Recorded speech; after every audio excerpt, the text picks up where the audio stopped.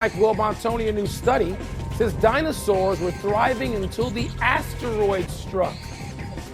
I'm Tony Kornheiser. Yes, we were. Hey, speak for yourself. What? Come on. We're not you that don't old. think you're a dinosaur? We're not that old. We are that old. Are we? I'm not old. We look like Muppets. Do you ever watch this show? No. We look like Muppets. Absolutely not. Welcome to PTI, boys and girls. In today's episode, Victor Wembanyama goes for 40. Lionel Messi gets a new deal. And Booger McFarland joins us for 5 good minutes. But we begin today with gambling arrests that are rocking the NBA. Miami Heat guard Terry Rozier was arrested in Florida for his alleged involvement in helping gamblers profit from prop bets. And Portland coach Chauncey Billups was arrested in Oregon and linked to an illegal poker playing operation with ties to the mafia. The NBA immediately put them both on leave from their teams. Wilbon, what questions does this raise in your mind? Tony, I guess one big question, and that's how widespread is this? What's going to be the reveal, ultimately? I mean, the NBA can conduct all the investigations it wants. It doesn't have the power of subpoena. And the FBI is going to get a lot more answers than the NBA, even if the NBA pressed hard. Let me declare some baggage for a second. When you throw Chauncey Billups' face up there, that hits close to home for me. Chauncey Billups is somebody that had a really good relationship professionally when he was a player, an important player in the NBA with the Detroit Pistons and the Nuggets. And then when Chauncey wanted to go into broadcasting, I was one of the people that he talked to early on. And he worked for this network, and we became friends, and it's been a long time. And I like and respect Chauncey Billups. And so this news is just jarring to me that allegedly Chauncey is involved in whatever this is. And I really had a hard time just sort of concentrating and reading it all, thinking, what in the world are we talking about? And so we're going to find out, I guess, what we're talking about, whether it pertains to many others, players, other coaches. What are we talking about? How widespread is it?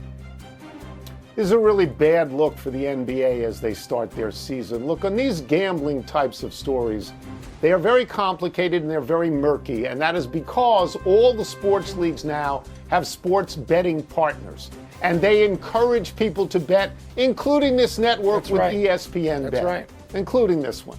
So I understand betting is legal, but I don't think it's too much to ask of a player or a coach. Do not engage in this. Absolutely do not have anything to do with your own sport, and you probably shouldn't have it with any others. So that if Rozier is found to have cooperated with gamblers, if he had shaded his own performance so that people could profit on prop bets, then he should be banned for life. There's no, who's the other guy? Jonte Parker was. He should be banned for life if that's true. The complicating factor here, Mike, is that the complicating factor here is that the NBA investigated this prior to this and cleared him, which leads you to two conclusions. One, that the investigation wasn't very good, or two, like his lawyer said, this is a show arrest and it's unjust. In either case, you have to get him off the field of play at that point. As for Chauncey Billups, you have to do the same thing. He cannot be coaching while this is going on.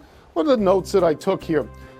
Because what if it's wider, Mike? I know your relationship with him. What if it's wider? What if there's more betting and what if he participated in it? You can't have it. Right, so the appearance of it is just so heavy. The NBA needs to protect the integrity of its product. No doubt. And we will watch and see what happens. One small thing I want to add. When you bet from your phone, as everybody does now, it goes into an enormous data bank, and people can look at it and see where there are odd patterns of betting, where the red flags are. So I tend to trust these things. Yeah, let's go to actual basketball action in the NBA. Last night in the marquee game, Victor Wembanyama scored 40 points and got 15 rebounds as San Antonio rolled Dallas by 33 points. Cooper Flagg made his NBA debut in that game and said it was not great after scoring 10 points and grabbing 10 rebounds in 32 minutes. Philadelphia's top draft pick, VJ Edgecombe, scored 34 points, the most by a rookie in a debut since Wilt Chamberlain 66 years ago. And the Sixers beat the Celtics, and Joel Embiid returned to the court in that game and looked slow, scoring only 4 points on 1 of 9 shooting. So, Wilbon, what stood out to you most from last night's results? Oh, you know this because I called you this morning and said, I do. Wembanyama. That stands out. Right. Okay, it's like last week's question. What stood out? Shohei and Wembanyama. Those are the two most exciting, dynamic, unbelievably spectacular athletes in the world right now. And watching Wembanyama last night was like watching a combination of a young Lou Alcindor, Wilt, who you already mentioned, and Akeem Olajuwon. It's unbelievable. Wembanyama put Cooper Flagg and Anthony Davis in his pocket. He went into Dallas and he trucked them. It was unbelievable what he did. I cannot wait to see him for the next game. San Antonio might be further along as a team than I thought, but Wembanyama is the answer to everything. All right, so it's one game, 1 of 82, and by next week things could change completely. Cooper Flagg could be getting 35 points. Edgecombe could be getting 12. But as I look at this, and I knew you would feel that way about Wembanyama, so I'm going to go a different way, and I'm going to talk about Joel Embiid at the moment. Because it doesn't matter how good Edgecombe is. Joel Embiid is more important to the Philadelphia 76ers in the near term than anybody else. And if he's slow, and if he's winded, and if he can't defend the rim, then Philadelphia has absolutely no chance. You saw Wembanyama last night. Did you see Antetokounmpo? These two guys were flying. They were way above the rim. Those are the guys that Embiid has to guard, right? That's the important thing. So I want to know, when does he get into game shape? When does Embiid do that? Because you remember, Mike, a couple of years ago played 19 games. Last year played 36, or maybe we revert 31. Yeah, and he's had the same operation on his meniscus 4 different times. Four different times. Well, it's maybe Wembanyama's year, but I'm interested at the moment in looking at Embiid with a performance. I hear you on that, Tone. I love him, but I hear you. And Edgecombe. Philadelphia's got some guards now. He and Maxey. That's nice to see.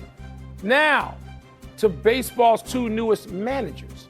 The Angels signed former catcher Kurt Suzuki to a rare 1-year deal that matches the amount of time that GM Perry Manassian has left on his deal. Meanwhile, the Giants are giving 3 years to Tony Vitello, who makes the unprecedented leap from college coaching to Major League managing. Tone, which decision is more curious to you? Well, there's nothing curious about Suzuki. I mean, he's a catcher. Eventually, all catchers become managers. He spent a long time in the major leagues, and then he worked in the major leagues. It makes all the sense in the world to hire him. The curiosity is that it's a 1-year deal, but that's because his pal, who's the GM, is on the last year of his deal. So he probably couldn't get Suzuki any more than that. Look, it's a terrible job, Mike. The Angels haven't had a winning record in the last 10 years, and Suzuki's going to be their 6th manager in the last 8 years. So, but in terms of the hire makes all the sense in the world. The other guy is a different story. He has not played in the major leagues. He has not coached in the major leagues, not one day. And baseball players, they're going to look at this guy with a tremendous amount of skepticism.